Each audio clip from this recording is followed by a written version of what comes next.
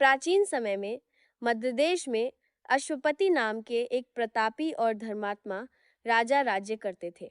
उनकी पत्नी का नाम मालवी था। दोनों बहुत ही पुण्यात्मा थे, लेकिन उनके कोई संतान नहीं थी। संतान प्राप्ति के लिए राजा अश्वपति ने वर्षों तक माता सावित्री की कठोर तपस्या की। उनकी भक्ति से प्रसन्न होकर देवी सावित्री प्रकट हुईं और वरदान दिया कि उनके घर एक तेजस्विनी कन्या जन्म लेगी। कुछ समय बाद रानी ने एक सुंदर कन्या को जन्म दिया।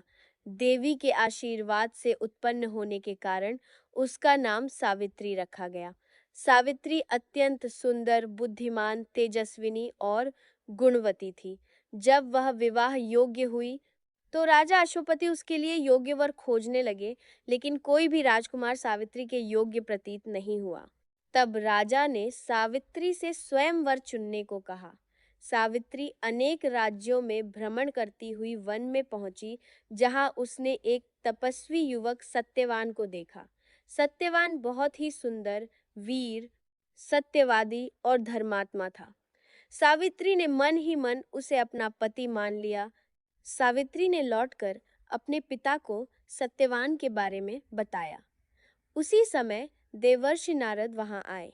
राजा ने उनसे सत्यवान के गुण दोष पूछे। नारद जी ने कहा कि सत्यवान सभी गुणों से संपन्न है, परंतु उसकी आयु बहुत कम है। विवाह के ठीक 1 वर्ष बाद उसकी मृत्यु निश्चित है। यह सुनकर राजा अश्वपति चिंतित हो गए और सावित्री को दूसरा वर चुनने के लिए कहा। लेकिन सावित्री ने दृढ़ स्वर में कहा, आर्य कन्या एक ही बार पति का वरण करती है। मैंने सत्यवान को मन से पति मान लिया है, इसलिए अब मैं किसी अन्य से विवाह नहीं करूंगी। सावित्री की दृढ़ता देखकर राजा ने उसका विवाह सत्यवान से करा दिया।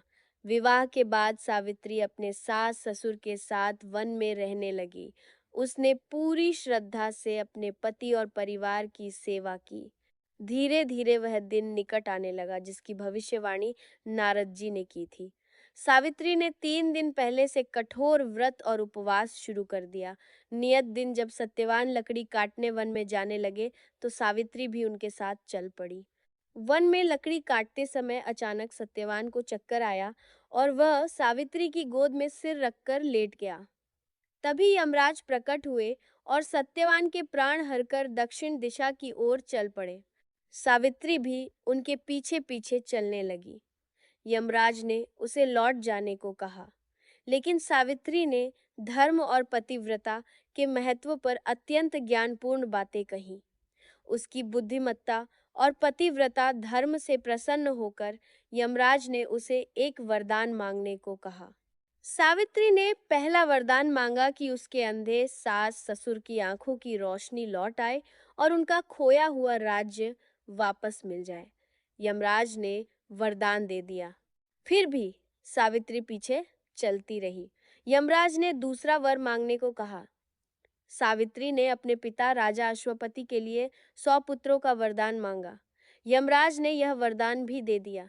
जब सावित्री फिर भी पीछे चलती रही तो यमराज ने तीसरा वर मांगने को कहा।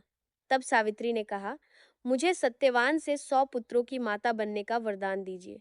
यमराज ने अनजाने में यह वरदान भी दे दिया।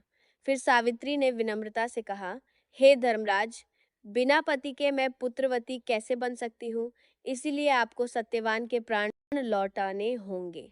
सावित्री की बुद्धिमानी, निष्ठा और पतिव्रता धर्म से यमराज अत्यंत प्रसन्न हुए। उन्होंने सत्यवान के प्राण लौटा दिए और कहा, हे देवी, आज से तुम्हारा नाम सदा अमर रहेगा। जो स्त्री श्रद्धा और भक्ति से वट सावित्री व्रत करेगी उसे अखंड सौभाग्य प्राप्त होगा। इसके बाद सत्यवान जीवित हो उठा। दोनों आश्रम लौट आए। यमराज के वरदान से सत्यवान के माता पिता की दृष्टि लौट आई और उन्हें उनका राज्य वापस मिल गया। तभी से ज्येष्ठ मास की अमावस्या को विवाहित स्त्रियां अपने पति की लंबी आयु और अखंड सौभाग्य के लिए वट सावित्री व्रत करती हैं। वे वट वृक्ष की पूजा करती हैं, उसकी परिक्रमा करती हैं और सावित्री सत्यवान की कथा सुनती हैं।